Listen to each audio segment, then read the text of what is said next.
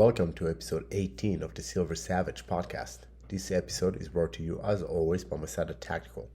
You want to learn how to defend yourself and get in the best shape of your life in the process? Come try a class at Masada Tactical.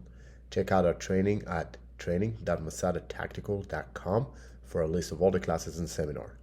Use the code SilverSavage10 for 10% off when you sign up for a class. This episode is also brought to you by Combat Iron Apparel, the only apparel we actually wear and recommend. It is made of the highest quality blends and designed specifically for fitness-minded patriots. If you want comfort while flying your colors and beliefs, visit combatironapparel.com and use the code SilverSavage10 for 10% off your next purchase. This week we have my close friend and pilot, Daniel Archer.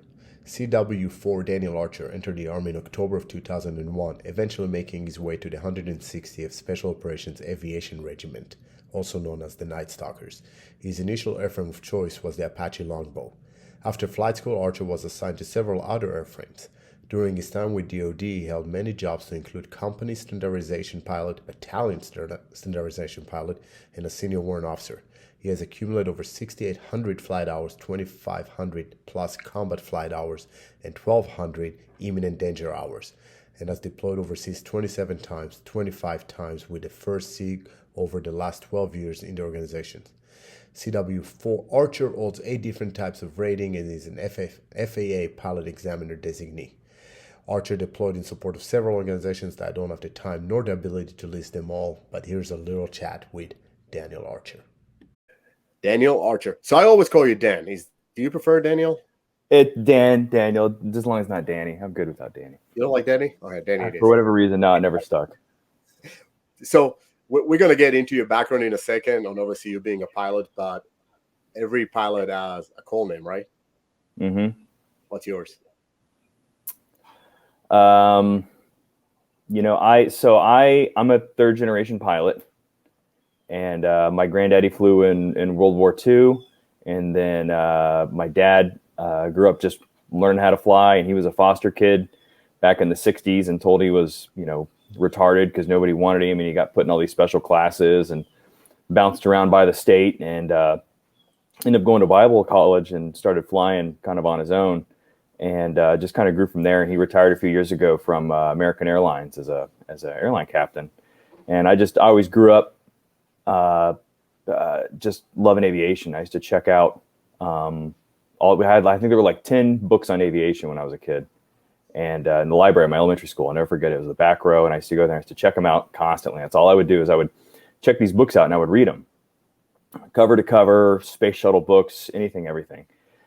And I remember for a couple birthday parties, we didn't have a lot of money growing up. So instead of a big party or gifts, I would just ask my dad to rent an airplane for an hour on my birthday and take me and my friends up for just a 30-minute airplane ride around Norman, Oklahoma. Pretty cool. Because I kind of wanted them to, experience that. And it was so weird to me because it never dawned on me that it could be a vocation. Because it was something I just love to do in my spare time. So I don't know if you didn't hear me, but call name, like your call sign, like your name. Oh, call sign. I'm sorry. So I've had a couple over the years. I thought it said culmination. I was like, well, it's a kind of culmination is good that. too. Yeah. I usually ask about introductions, and I started. Yeah. So I've had a few. I was Cupcake for a while. When I was in Iraq flying Apaches, they just called me Cupcake. In the Army, we don't get call signs traditionally like, your Navy or kind of your Air Force guys are like, I'm, Cheese Weasel, cheese, whatever, right? Like that's not a thing really in the Army. What you typically do is you get assigned to your unit, whatever company you're in or battalion or brigade. They have I was in our troop, 4-3 ACR. So we were Renegade Troop. And depending on your position in the unit, you had a 2-number identifier behind it. So you always knew when someone called on the radio and said, hey, this is Renegade 06, that was the Renegade commander. This is Renegade 16, that was the platoon leader. And if you were a instructor or a stands guy, evaluator, or you're like an instructor pilot, your call sign ended in 0. It was like a 102030. Well, my grandfather was born in 1920. So every time I transitioned to a new unit, my last two numbers were always 20. So I was Renegade 2-0. I was Grim Reaper 2-0 when I was in Korea. And then, in my last unit, everybody just had nicknames. And I my award ceremony, my retirement ceremony, I listed off. There's about 150 of them, and only about 80 of them are possibly, good for human consumption. But I was Metro for a while. I was actually, when I got recruited and I went through our selection process, I was one of the younger pilots that they had ever hired. And so I'm there with a bunch of old, crusty, Chief Warrant Officer 5s or whatever. And, I was, typically dressed a little tighter at the time than some of them, so they called me Metro. So that was kind of my call sign. But the quickest way to get rid of a call sign that you don't like, you know how to do that? No, you get a worse one, I guess. So I was somewhere in South America, and we were at this shop, like a bazaar kind of thing, and I found this whistle that you could play 3 notes on, but it was shaped like a dick. So I brought it back, and I was going to put it in my buddy's luggage before he went out, but it was in my desk, and somebody was rummaging through my desk looking for like pins or something, and he goes, Metro's got a dick whistle. And then for the next month, all they did was call me Dick Whistle at work. So then I started saying, that's my favorite name, and then I started calling myself Dick Whistle, and then they got tired of it real quick and went back to Metro. So you just can't like your name. If you like your name, it's a no-go. Yeah. So it's the worst thing you could ever do. If any aspiring pilots out there, if you don't like your nickname or call sign, the worst thing you can do is tell anybody that you don't like it. So funny. All right, so Steve just joined us, so actually we can. Steve, can you lower the volume on your computer, because I hear myself in your echo. So Steve just joined, so we can actually get rolling. So let me say this. So Dan, when I first met you, we were at a function with mutual friends, and the lady, she said, I want you to meet my friend Daniel Archer, and she took me over, right, and introduced you as a pilot. And I said, oh, that's awesome. What do you fly? And you go, everything. And I go, bullshit. Nobody flies everything. And he goes, no, seriously, I fly everything. And as I learned to know you over the year, you actually do fly everything, which is an anomaly, right? People are either fixed wings, rotor wings, and even within those sects, they kind of peg themselves into a specific aircraft, right? Mm-hmm. So a lot of pilots from the 160, I just happened to hear a lot of podcasts recently with pilots. They either fly, the Blackhawks, or they fly the Little Birds, and then that's kind of like their specialty. That's what they do. Yeah, right? and even of that, there's you have 2 different flavors of the Blackhawks and the Little Birds. You have your A company and B company, which is either your slicks with the pods to carry the customers, or you have the guns. And same thing with the Blackhawks. They have the DAPs, which are kitted out really nicely with rails and miniguns and missiles. And then they have the slick birds. And I'm sure they're both different kinds of fun to fly and work with. It's funny. I just learned that you guys do refer to your sister, teams, that you take with you as customers. Like that is literally a customer service type thing. They are the people you're. Yeah, it's interesting. I was owned in my last organization by kind of different personalities. And I remember when I was a young soldier, in fact, I think I was still enlisted at the time, and I was getting mentored by one of the first couple Medal of Honor recipients from Vietnam. A friend of mine, Fred Ferguson, lives out in Arizona. And, he's kind of talking to me about how my mindset needs to be in the military. And I've taken this, everything from, working on helicopters to flying gunships to, working in my last organization. Every job in the military should funnel down to one MOS and one MOS only. And that's the 11 Bravo, the infantrymen on the ground kicking in the door. That doesn't mean that everything that I'm specifically doing at that moment impacts that guy, but having that mentality that whether I'm pushing papers or I'm taking someone's blood because I'm a medic or I'm a dog handler, having that mindset that you are supporting one specific thing, the 11 Bravos, the grunts on the ground kicking in the doors. I can definitely tell a distinct difference, to your point, in the customer service aspect of that, because it's a service industry, and does somebody need to die, or will someone die if I don't do what I'm about to do? So Right. Well, I found that amazing. I found that great. And obviously, I served in Israel, but I started as a grunt and then made my way into, the other elements within the military. But more than once, I had my ass saved by some very ballsy helicopter pilots, and I can see why that mindset is so important. So, you alluded a little bit. You're a third generation pilot, but you did not start a pilot, right? You and I think when we first hung out, you told me that you were that delinquent kid that probably teacher said would amount to nothing, right? So Bail out of jail. yeah, I decided being in the military was never something really that dawned on me, just because it never was a. I had a lot of military history in my family, back to, traced all the way back to the Spanish-American War, like every conflict. I have a great uncle who's a retired 06 master aviator from Vietnam. My granddaddy flew, PBYs and multi-engine airplanes for the Navy in World War II. But just joining the military was never something that really was, laid on my heart. And, I graduated high school, as a marginal student.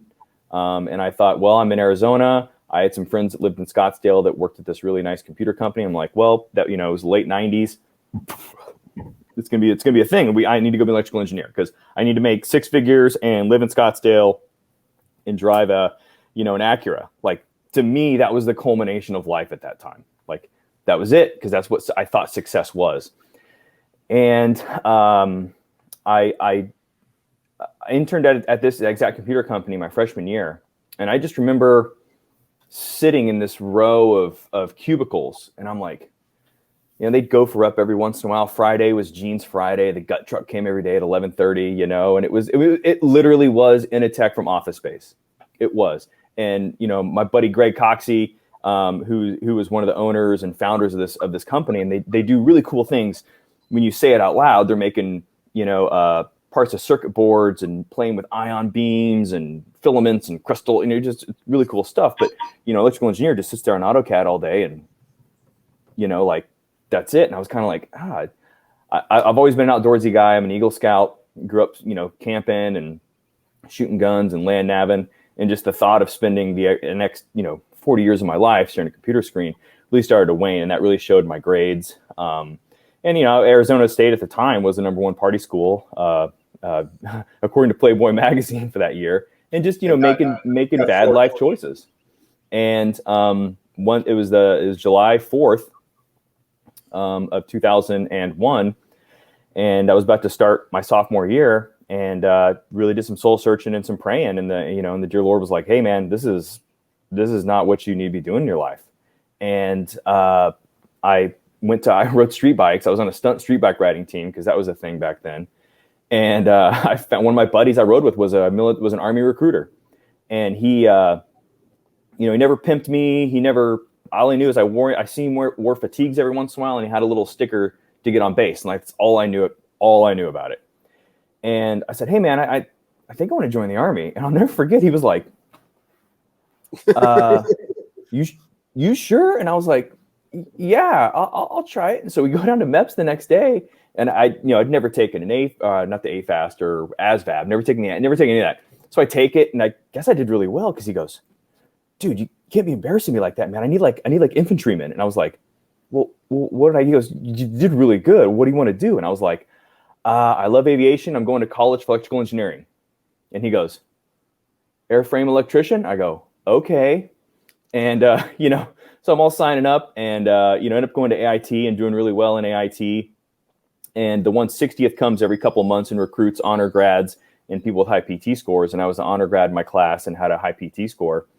And about a week, I was supposed to go to Korea, and about a week before I was supposed to leave, my personnel guy goes, "Hey, man, you got orders to someplace in Campbell?" And I was like, once again, I'm along for the ride, man. I always just every time a chance to raise my hand and say I want to do something, I always did it. And that's always kind of my I won't say my recommendation, but when I talk to people that are either getting in the military or thinking about it, like, so if I say, I go, volunteer. That's the best thing. If I see little AIT kids, in their fatigues at the airport waiting to go wherever, I go, "Hey, be talking for just 5 minutes, man." I go, 9 times out of 10, it's probably something cool, but there's 1 time out of 10 where it's probably going to suck. But that, other times that it doesn't suck, it's going to be something different or lead you in a path. and via a series of just volunteering for stuff. I volunteered one day in AIT, and I was on a general's flag detail, and he really liked me and this other guy, and we were on his flag detail for like 3 months, and I got a letter of recommendation as an E3 at an AIT that helped bolster my packet to go to flight school, all because I volunteered to hold a flag for a general, So let me stop you for a second. So, you talk about chances and lucks and so forth. So there's a couple of things I want to kind of circle back that you mentioned. First of all, you said you were praying really hard, right? So do I recall correctly? Your father? Did you say he went to a religious school? Right? Was he a pastor? Yeah, my parents went to Johnson Bible College in near Knoxville, Tennessee, and he, because he had a really good voice. He sang in traveling a cappella groups, back in the 70s, and so his foster parents at the time were like, because he didn't know what he wanted to do, and he'd gotten good grades in school, and he had really bad eyesight because he always wanted to fly, and the Air Force was like, nah, even during the Vietnam War, they were like, nah, get out of here, dude. And so he got a deferment because he got drafted to go to Bible college, because they're like, Bill, you got a good voice, you should go to Bible college. And he's like, kind of like me, like, oh, okay. And his heart was always to fly, though. It was always his dream and his passion. And he preached at several small churches in southern Illinois and Indiana, and then ended up in Panama City Beach, Florida when I was a kid. And he was flying corporate for a guy in his off time. And it kind of got to the point where he was doing that as much as he was preaching. And rightfully so. The church kind of went to him and he went to them. And they kind of got this, well, I just think I want to fly. And they were like, well, go fly, Bill. So he did. And he, had a very successful airline career. And now, we have our family business that we do. So I assume you grew up in a very religious household? We did. Yep.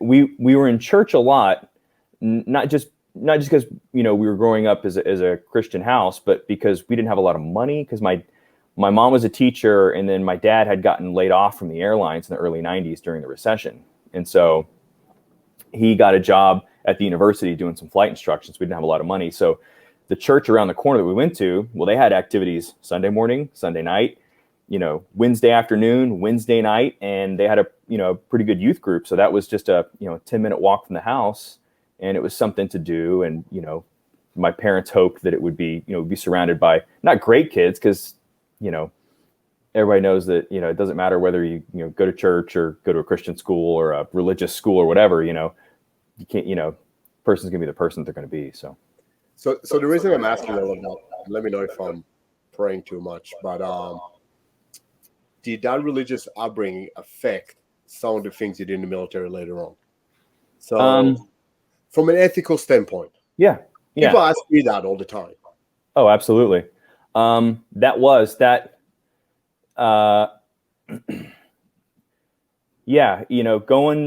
to war as I stopped and I go, I was 20. We said that too. I was 22 when I went to Iraq. I was 21. I was 21 as an Apache pilot going to Iraq in the Wild West days, in the OIF 2 to 3 time frame. Right. And we were in downtown Baghdad, and I think you stop and you kind of put yourself back in a different time in the early 2000s where, we were going to go over and, hurt people that wanted to hurt us. And that was kind of the mentality, almost. And especially as a gun guy, every day was a knife fight. Every day when you took off, your sole purpose in life was to protect the guys on the ground. And you were either getting baited into a situation because they wanted to shoot you down, or you were trying to stop them from killing your brothers and sisters. But morally and ethically, it didn't really hit until probably a couple years later. And I'm still, now that I'm officially retired, trying to stop and decompress the last 20 years of my life, because I deployed 27 times, and I've been in various organizations that just do stuff extremely differently. And to be wildly disconnected from the giant herd machine of the military moving to Iraq or Afghanistan, just kind of takes a lot of time to kind of sit back and process and go, wow, that was a lot. But, my only conventional 368-day deployment was to Iraq, during OIF 2 to 3. We were in Baghdad, the Mosul, and Tal Afar. But, I never, the guys on the ground, some 18-year-old kids sitting there screaming over the radio, they're shooting at me from, the blue building, 400 meters on this heading, and you look at it and go, that's it. I never saw when was that weapon system took the aircraft to arm, was the weapon system, and pulled that trigger. It never morally conflicted me. Okay. Really, to be honest with you. I agree. I had the same realization, and I did not grow up in a religious household, but I think that ethical dilemma is something that every warrior faces, right? So whether it's military or law enforcement, or even just Joe Schmo on the street trying to protect his family, right? There's always that conflict. So as long as things are done for the right reason, I believe that is justified. Yeah. But I was always curious about that. So the other question I had, and you already alluded to it a little bit, but you enlisted in July 01, and then September 01, we have the one event that changes everything. So you just went in, you're an AIT. Did that factor in at all, the events of September 11, to your career choices after that? Not really. I think it was weird because, and maybe you can remember this. We were doing year-long deployments. Some guys were getting pegged for 15 months away, and to me, that's so criminal and such a travesty that was how we decided to do business, fighting on two fronts like that. But when September 11th happened and everything really started ramping up, I think it took the country, I think, a good 6 months to come back from the shock of what happened and kind of sit there and start processing it. It's almost like now, kind of with COVID, we're all kind of sitting back going, well, that was weird, and you're trying to process, what we did. Same thing with September 11th, in the sense that, it was 6 months, a year, 3-4 years, where, you're kind of sitting there trying to process, how we go together as a country. What do we want to focus on? What's important to us now? But you becoming a pilot, and going, and I know you didn't get into that yet, but your warrant officer kind of track, right? So you were going to be an engineer, like work on airplanes. Yeah. And now you're going to be a trigger puller. Yeah. And that's a whole different mindset. It is. And it's funny because everyone talks about like the selection process in flight school, and it is exactly what they tell you it's going to be. They come in and they say, okay, I got, 6 Apache slots, 5 Black Hawk slots, and 15 Chinook slots. Number 1 in the class, what do you want?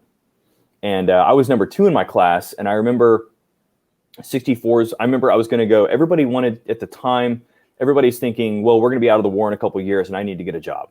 So Black Hawks will give me experience. I can get a civilian job. And that was like everyone's mindset. And to me, I was just having fun in the Army. Like, flight school was a blast. I was just, met the woman I was going to marry, and, all this stuff was kind of happening. And I was like, hey, you know what? I'm from Mesa, Arizona, where they build the Apache. I used to see those things flying over all the time, thinking, what kind of person flies those, or what would it be like to fly those? Nobody sits down and puts 2 chairs next to each other and goes, let's play Chinook pilot.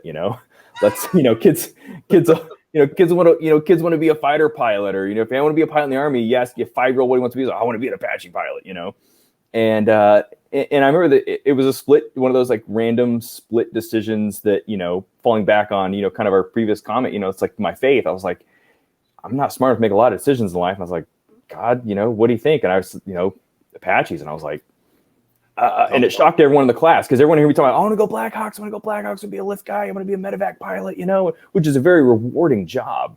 I think if to do it all over again, if there was a 64 slot, I would have gone Black Hawks to be a medevac pilot. That to me would have been totally awesome.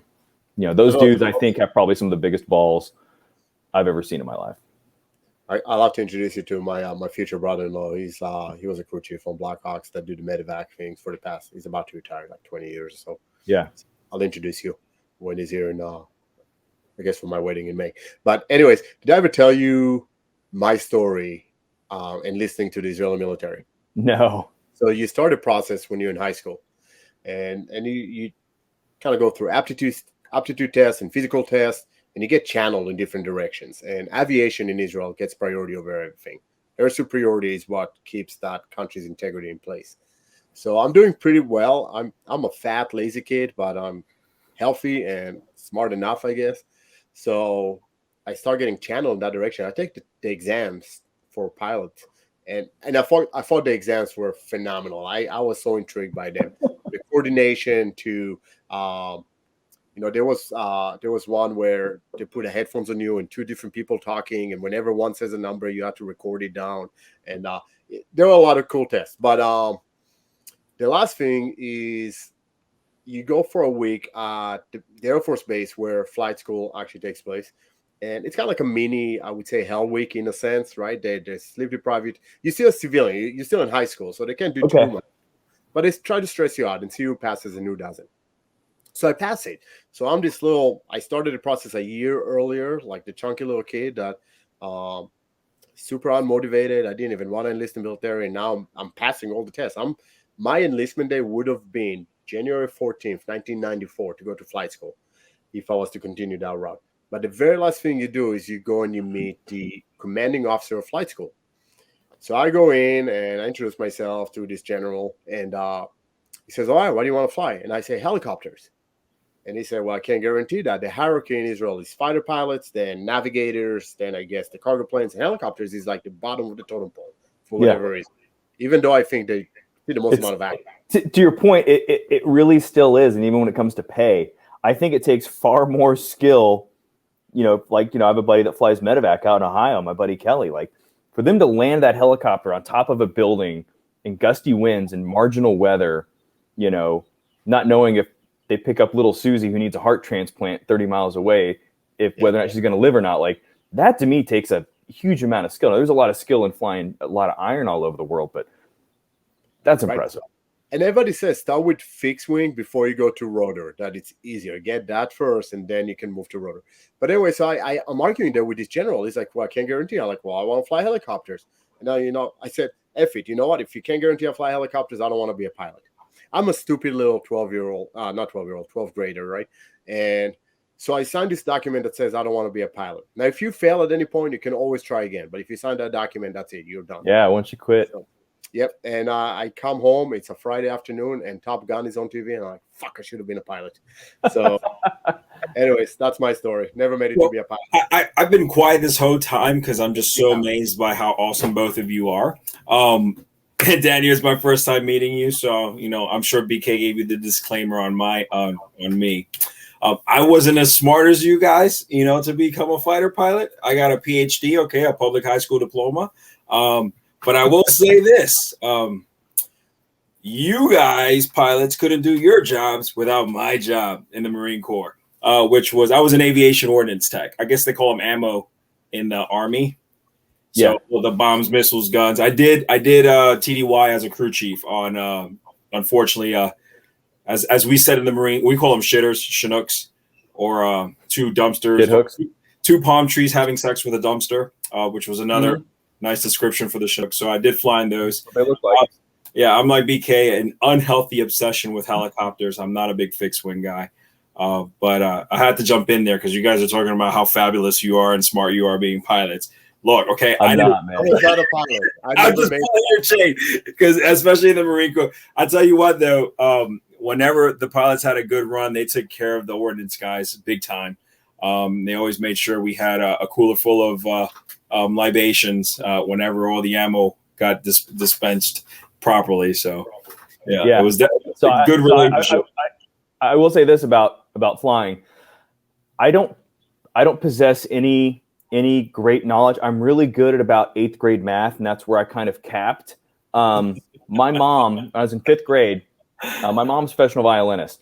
And in 5th grade in Oklahoma, you can start taking orchestra. So in my house, it wasn't if you were going to play, it was what you were going to play.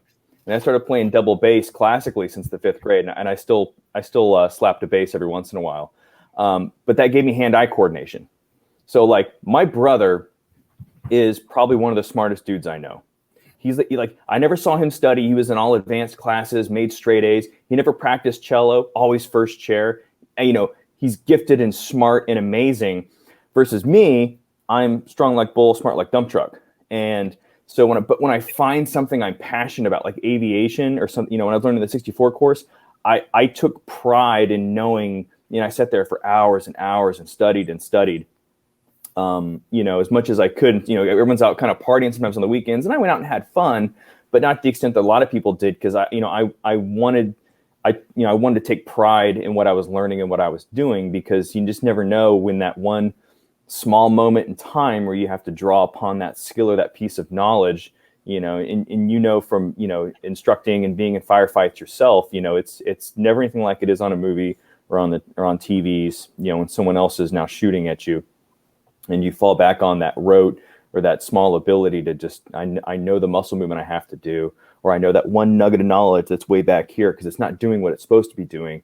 Oh, that's because this, that, and then you make it happen. So, but I don't, trust me, I am, my son's in 9th grade. I can't help him with his math anymore, man.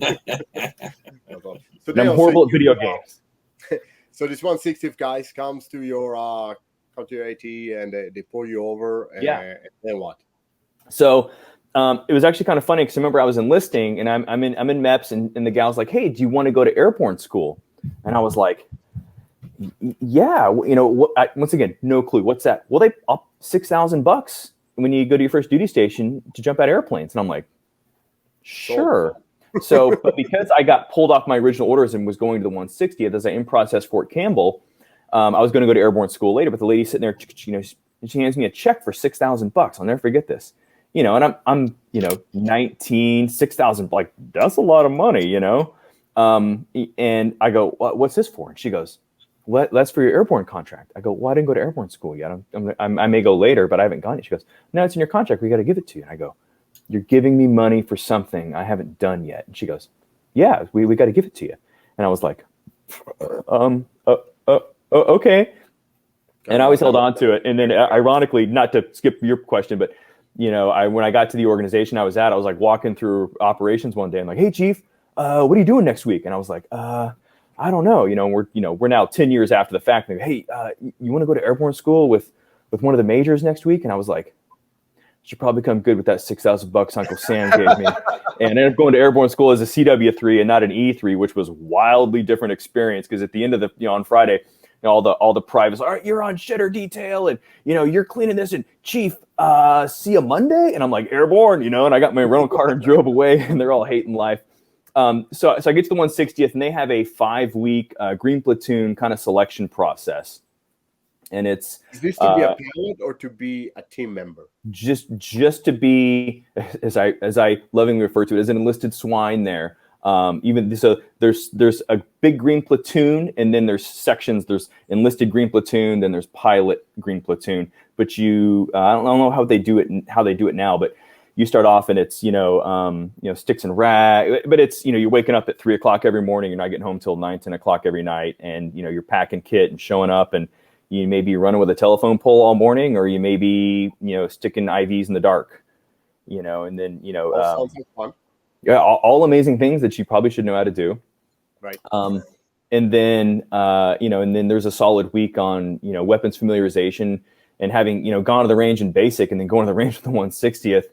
But 6-7 months later, I'm like, well, the Army's pretty cool, and then you graduate green platoon. And I will say this: when I got my red beret and walked across the stage as a Night Stalker, that was one of the, I want to say the few times, but probably one of the 2 or 3 times in the military where I looked across the stage at everyone else that was there with me, and I'm like, we all deserve to be here together.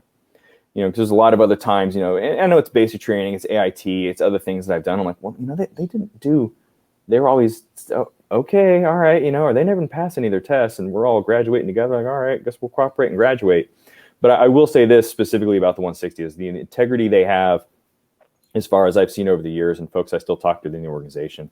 They have a standard and they have to keep it. And it was the most professional, all-encompassing thing I got to do. And it really, I think that set my mindset up to go to flight school, to be an Apache pilot when I left there, because it was, so detail-oriented, time management, all those things that, you get enlisting in the military, but, going straight to, such a high-speed organization at the time, 9/11's kicking off.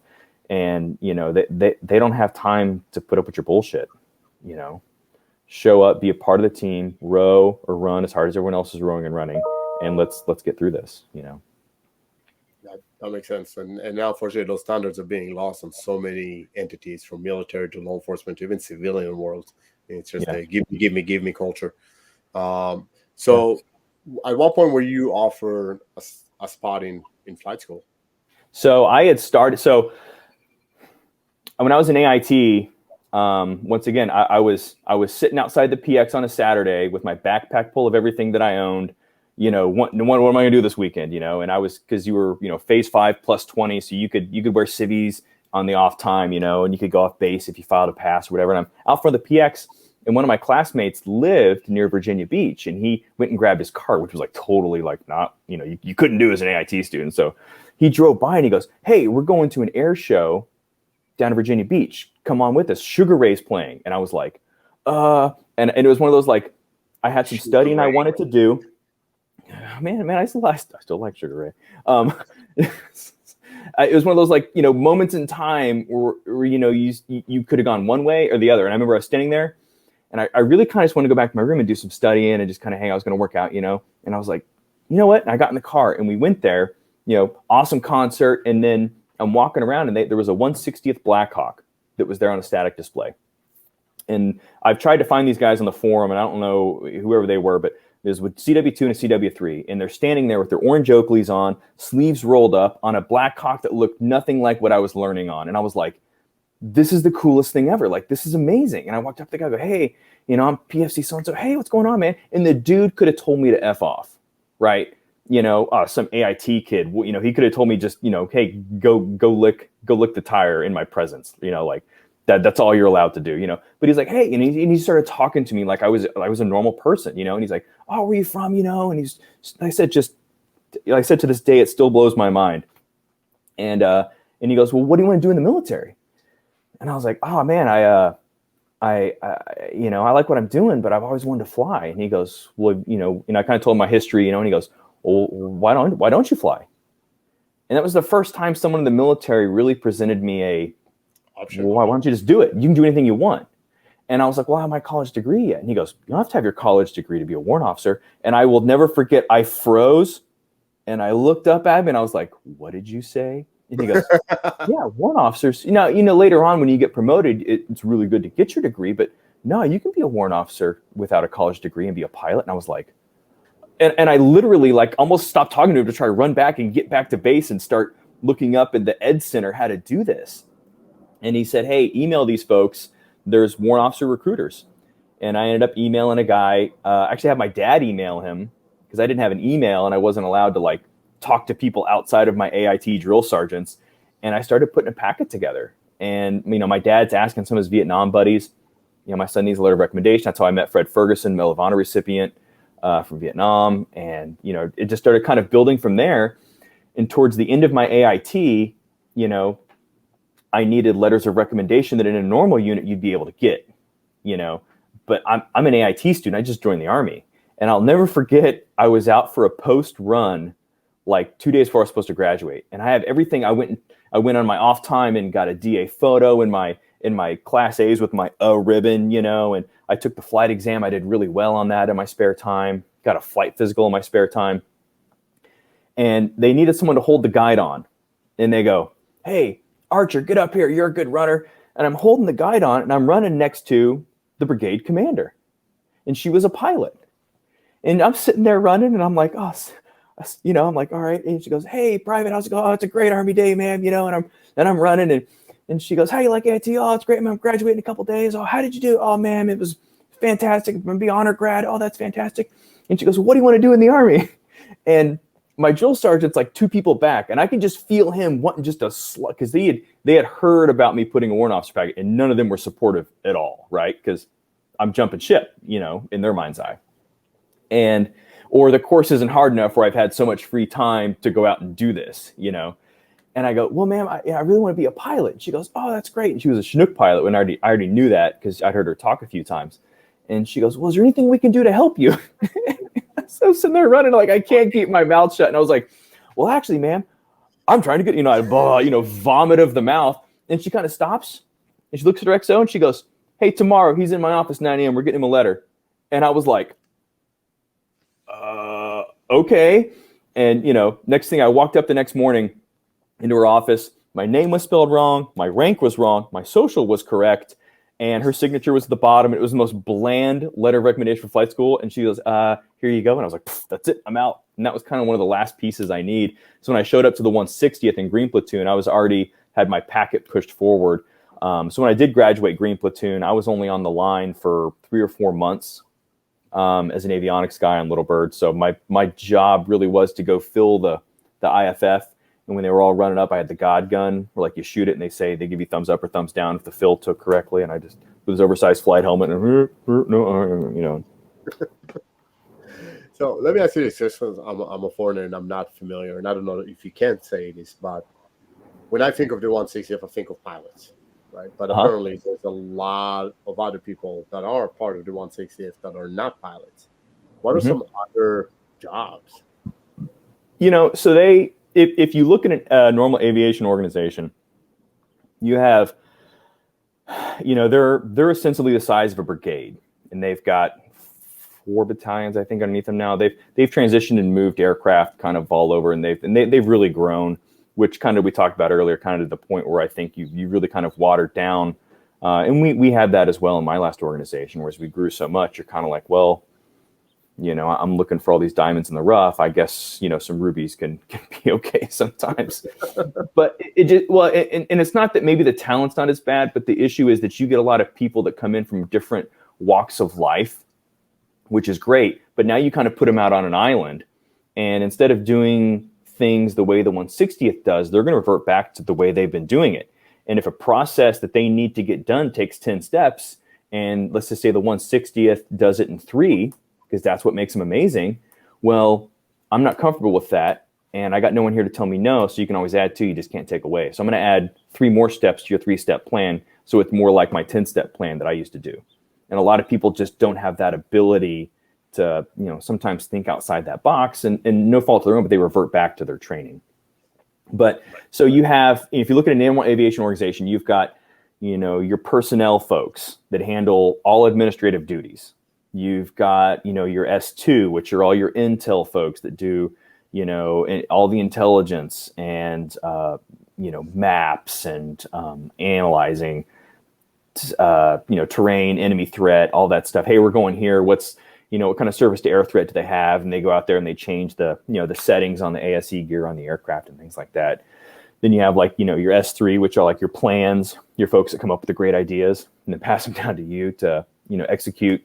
And you have, a huge supply section, and supply could be everything from a rotor blade to a pair of boots or a whole helicopter. How much is a block cost? I don't know. I know an Apache with all the options is about 40 to 45 mil. But all that stuff gets acquired through the supply section. S5, I believe that S5 and S6, those are to your networking folks. All my computers got to work. My computer doesn't work. Put a trouble ticket in, and some hard charging E4 walks down and goes, "Sir, what's wrong with your computer?" And he sits there and fixes. So all that, encompasses all the, and then you have a medical section. They got to be able to do all their own medical stuff. So it really is a lot of, so a flight company isn't just your pilots and your mechanics, because you got different mechanics. You got engine mechanics, sheet metal mechanics, crew chiefs that need to know how to do a little bit of everything. But when the aircraft or the birds are back home or back at base, a heavy engine overhaul or something like that isn't going to be your crew chief. It's going to be a guy from we call them the shops, the back shops. Get a prop and rotor guy out here, and the engine guy comes out and he does it. So very cool. I remember you told me once there's a picture of you in an Apache, I think, but you pitch forward so far, right? That I think you were surprised at the amount you pitched, right? Was this like a public display? Yeah. Or something? I remember. So my buddy Dave Lewis, I was a brand new instructor pilot. We were in Korea, and he was training to become a pilot in command. So the poop level in the Apache world is you can fly from either crew station.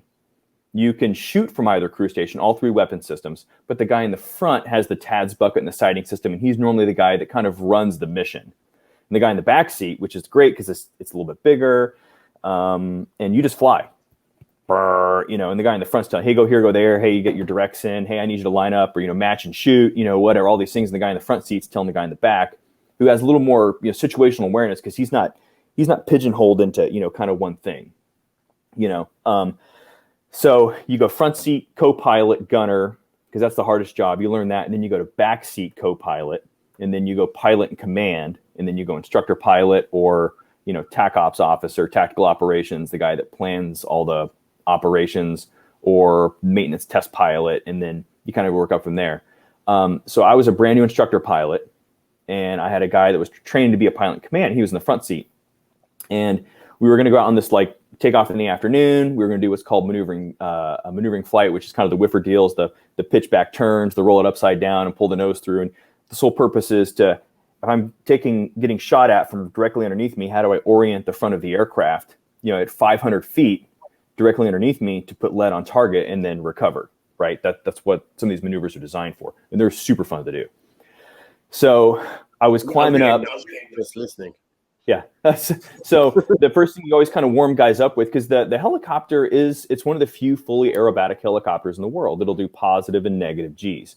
Most helicopters won't do negative Gs. The rotor will snap off. But the 64 can do, I believe it's up to negative 2 Gs. Not for a sustain, you're not rolling it upside down, but if you bump out of something and you hit a negative G, it's not going to rip the rotor off. So, but it'll pull almost up to 4 Gs. So one of the maneuvers that you do to warm a guy up before you start doing some of these tactically and teaching them is you do steep dives, because a lot of people aren't used to, especially in a helicopter, shoving the nose down and going, oh, there's the ground, or looking at the ground through the top canopy as you're pulling through on an alternate dive entry or something. And it's they're Jasmine, I'm Aladdin, we're on this magical carpet ride, and they're in a whole new world now. So my buddy Dave, who's an amazing pilot, and he's an amazing dude, he's in the front seat, and he's a little nervous Nelly on the controls. And you pitch it over to about 45 degrees, which is really steep, because the seat cants forward, because on the ground or at a hover, you sit at about 5 degrees nose up. So to counteract that and the sensation of the body, the seat's canted forward.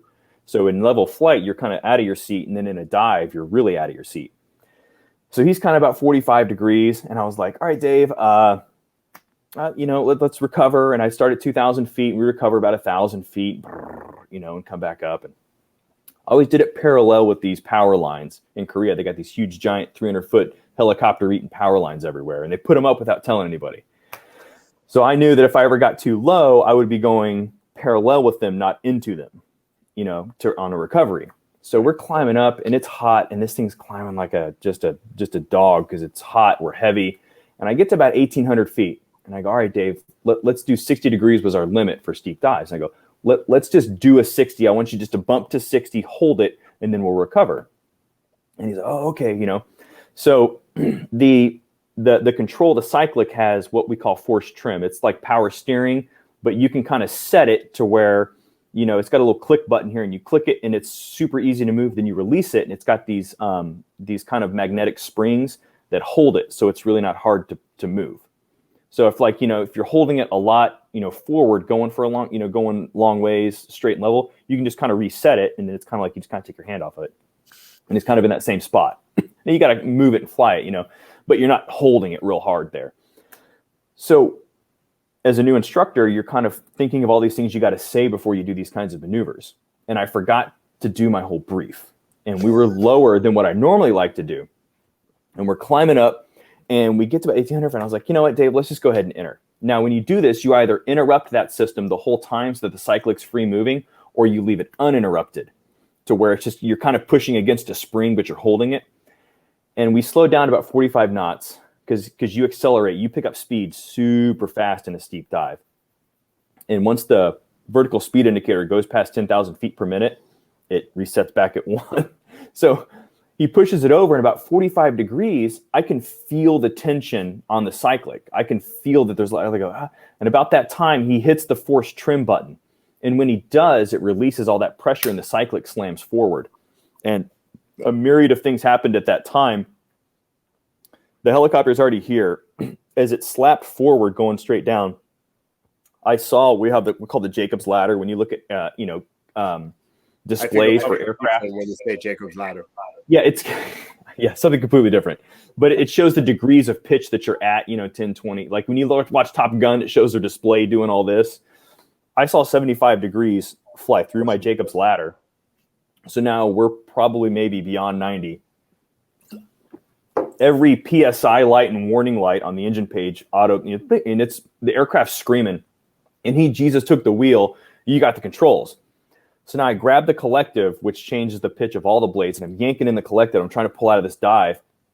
And I'm thinking I'm ripping the guts out of this thing, but I'm not, because we're pulling 3.5, almost 4 Gs to come out of this dive. And I see these power lines, and the low altitude alert had already come on. I'm not even looking at the ground. I'm just looking sideways at these power lines that I know are about 300 feet. And I just remember seeing them come up, and I go below them, and we whiz out of this thing at like 100, 150 feet, right at the max speed of the aircraft. And we climb, we're climbing back up, and it was like super quiet. And I was like, "Hey, Dave, do you want to fly goggles tonight?" And he's like, no, I think we should take it back to the house, Dan. And I was like, yeah, I think we should too. So, a couple of those like that. I almost shot myself down one time with my own rocket. That was exciting. How does that even happen? So this guy knows the 2.75 inch Hydrofin rockets. That's why I'm laughing, but go ahead. They're like the funnest thing to shoot, because it really is technique and Kentucky windage. It really is. Because when they come off, if the aircraft's out of trim, if you're not flying it correctly, they'll come out in the weather vane right in the wind. But if you're close enough and you're accurate, you can slide those things in doors, windows, hit cars with it. But you got to be pretty close. But when we were in Iraq, the standing rule was you shoot the gun or the rockets every day, even if you don't get an engagement, just to exercise, because they're aircraft and they break. And if you don't run things every day, then they're not going to work. The Apache gets a bad name for maintenance or whatever. And it's not the aircraft itself. It's the 12 dozen, systems on board that are 80s technology, analog systems going with digital processors, because the Army bought this box from Martin Marietta 30 years ago. And it's now got to integrate with this new box from, Boeing that's 5 years old. That's, all that stuff. Just unless you use it every day, it just doesn't work sometimes. So we were coming back from doing an escort down to Baghdad, I think, and we're going back up to Tal Afar, which I like to give my plug is the Nineveh province, which that's where Jonah was going when he was swallowed by the big fish. It's actually the city of Tal Afar sits in the Nineveh province next to Sinjar Mountain, just east of Sinjar Mountain. So it was kind of cool to fly over that every day and go, this is all, it's all biblical, And is there water there? Because no, because but when Jonah was traveling in the Old Testament to go, he was called to go to the city of Nineveh, which is the Nineveh province, and then he was forget where he was traveling from, but essentially it's off Syria. He was on the boat, and he was running from God, and jumped off the boat and got swallowed by the big fish. That's what happens.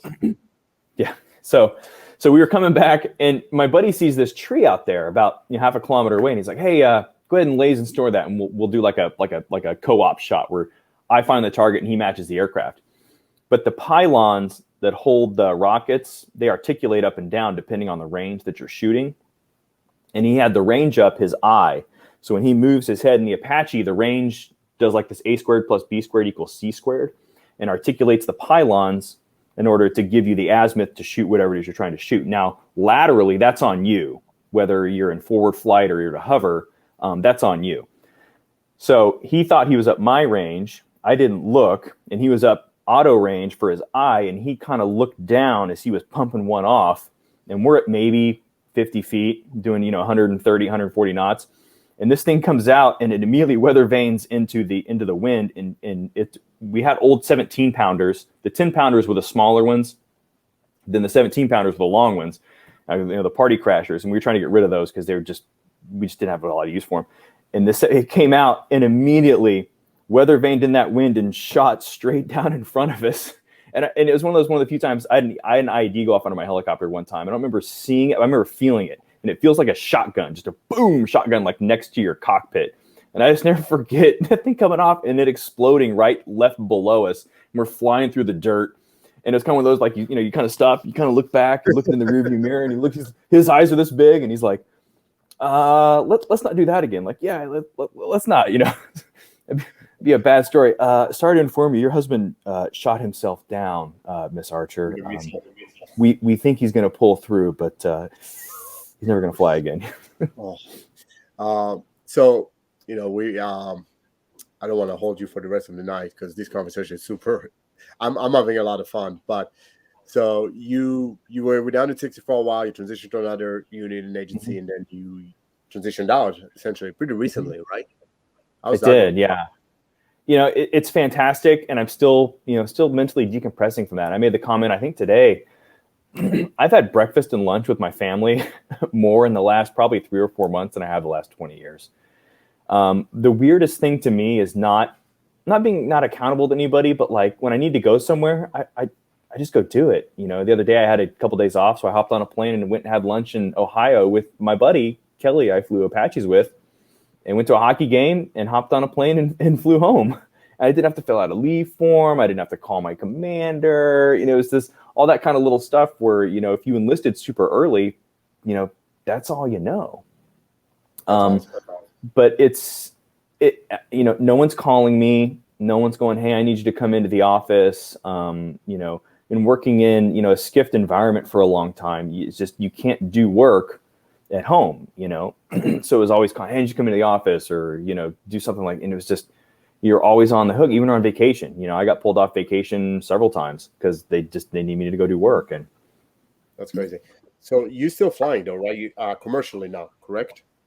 Mm-hmm. So I fly for an airline. I fly 737s, and then I have 2 family businesses that I give check rides for the FAA. I'm a FAA designee. So if you did your training and wanted to become a private pilot, you would contact someone like me, and I would come administer the practical exam on behalf of the FAA. And then we also have another family business that does specialized flight training in certain kinds of airplanes. If guys need, I do aerobatic and upset recovery training as well out here. And you have your own aerobatics plane, correct? I do. Right. Yep, I keep it out there at Bay Bridge. So we got to go up. So. Well, we do, but I'm going to make sure to bring plenty of barf, you know, back with me. Yeah, I've only had one barfer in 8 years. So. Well, I'm all about the challenge, you know, challenge accepted. Yeah. No, that's awesome. And, you know, if you could share like one story, like one, I know you shared a bunch, but like what was one memorable moment for the past 20 years in the military that you think our listeners can learn something from, benefit, or just have a good laugh out of? Absolutely.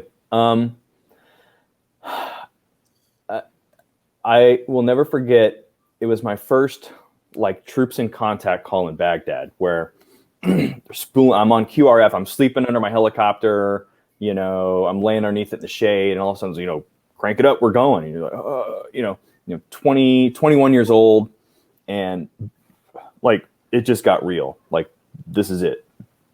And I remember we're taking off, and I was flying. My wingman was the commander, the company commander, and my buddy Mike's in the back seat, and we're headed towards the troops in contact, and we were going to relieve another aircraft team on station. We're about 5 minutes out, and they're starting to pass us. What's going on? And I'm sitting there writing feverishly, and I'm internally with the other aircraft. You know, we're trying to set up how we're going to engage, how we're going to set up our patterns, what munitions we're going to be using. And I just, you know, and I'm super excited, you know, and in a good way, you know. All right, and he stops and he goes, Dan, or you know, I think I was like, you know, 2-0. Hey, 2-0. Just stand by. You know, I forget this. He goes, first report's always wrong. We got 2 minutes down the road, and now we're getting another update, and the firefight is now 180 degrees out from what I thought. And by the time we got there, it was nothing like what I had feverishly wrote in my notes on my knee board. And that goes to another story where I was learning to fly airplanes. I was going to fly a King Air for the first time, and I got a Marine Instructor Pilot. And we're about to go do my first V1 cut, where you rotate and they fail an engine on you. And in a helicopter, if you have a problem, you know, I'm doing 130, 140 knots at 50 feet over the ground. I don't got a lot of time to analyze the situation. So helicopter pilots are typically a little more nervous, like a cat in a room full of rocking chairs all the time, because something's about to happen. If it hasn't, it's going to very soon. So that's how you operate. In an airplane, it's different. I never forget this. The instructor goes, hey, man, we're going to rotate. I'm going to say simulated engine failure. I'm going to pull that engine back. He goes, I want you to stop, take a drag off that imaginary cigarette, and go positive rate gear up. Stop. Take a drag off that imaginary cigarette and go, hey, it looks like we lost engine number 1. Did the prop feather? I'm going to say no. stop, take a drag off that cigarette, identify number one prop, identify feather. He goes, before you do anything, stop and take a drag off the imaginary cigarette. And I think in society and, you know, in a marriage, in a relationship, at work, and I had someone say that the day when I was flying, you know, we were kind of getting excited about a maintenance issue, but we were trying to push on time. And he was like, stop. And he was a military guy too. He goes, hey man, nobody's dying. And sometimes I got to stop and, you know, and once again, is somebody dying? Does somebody need to die if I don't do my job right now? And 99.99% of the time for a lot of us, not a lot of people that maybe, you know, watch or listen to this from the military, that isn't the case. So, but, you know, the first report is always going to be wrong, you know, and you could look at that, everything from, you know, Will Smith slapping Chris Rock to COVID to, you know, anything in society. Everybody's so quick to, you know, yell up and scream. It's like, stop. Let's just stop, take a drag off that imaginary cigarette, think, and then act. But, you know, in a world today where everybody has a voice, and in the military, squeaky wheel gets the what? No, that has to be the American military. Squeaky wheel always gets the grease, right? So if I'm the loudest squeaking voice, officers, right? You know, squeaky wheel gets the grease. And I just think, and that's, you know, that's why I tell folks, you know, they're, you know, kind of, you know, younger in the military. It's like, stop. See, that first report. The Marine Corps, the squeaky wheel gets a hammer to it. But go ahead. Yeah. You know, you're the guy bitching about something for the longest time. Eventually it may get attention, but if you raise that voice, you know, but I just think in today's society, everyone just needs to stop, you know, take a drag off that cigarette. That first report's going to be wrong. Amen. Just stop, let it ride. You know, and does this really affect me? Do I have any real authority to speak on this? Then I probably shouldn't scream into the void. I should probably just, you know, act locally. What can I affect? I can affect my family. Hopefully my family can affect my community. And then from, you know, so true. And everybody's an expert on everything nowadays on social media. Yeah. So first report's always wrong. That I will never forget that. So I love it. So then before I let you go, there's customarily what we do at the end of every one of these episodes. Steve has some questions for you. It puts a guest. Got to put you in the hot seat. All right. Little NCO putting the officer in the hot seat. Oh man, let's do it. Right. I'm not first BK, I'm going to show you what a 2.75 inch rocket looks like. All right. That's me almost 20 years ago loading up some phosphorus 2.75 in for some pilot jockeys like Daniel here. Flechettes were my favorite. I used to love shooting flechettes. So, I'll tell you what, I still remember the torque value of those warheads, oddly enough, and it's almost been over 20 years. It's 75 foot-pounds, but the way it's written on the warhead, it's 0 plus 75 equals 75 foot-pounds, and I never understood that. It was actually, the equation was written out that way on the warheads. It probably still is. Yeah. So, but that always confused me. Left blank. All right. So, sir, I'll call you sir. All right. You got a couple questions here, 4 questions. All right. A little mix of.